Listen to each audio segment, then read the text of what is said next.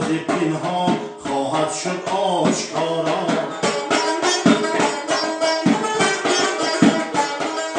کشتی نشستگان عباد شد برخیز،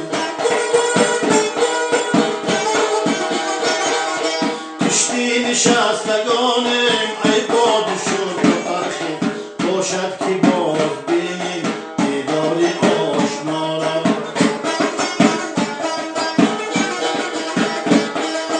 باشد که باز بینیم دیدار آشنا را.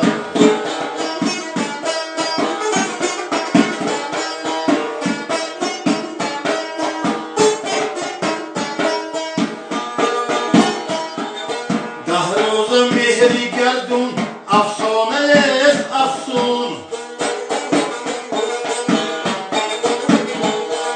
نیکی بجای یاران فرصت شمار یارا.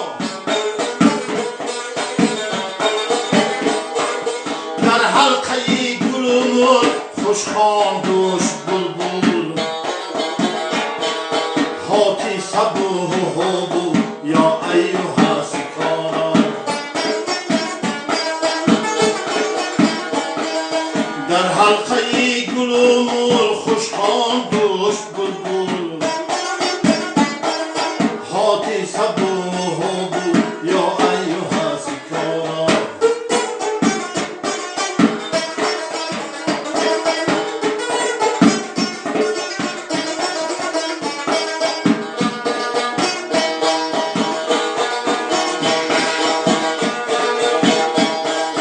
ای صاحبی کرامت شکرانه سلامت، روزی توقع کن درویشی بینوارا. آسایشی دو گیتی تفسیری این دو حرف است، با دوستان روان با دشمنان مدارا.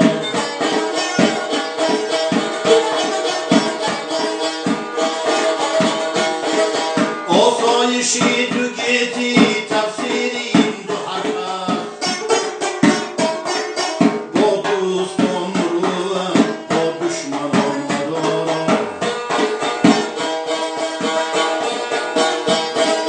حافظ به خود نپوشید این خرقه میارو، ای شیخ پاک دامن معذور داد ما را. حافظ به خود نپوشید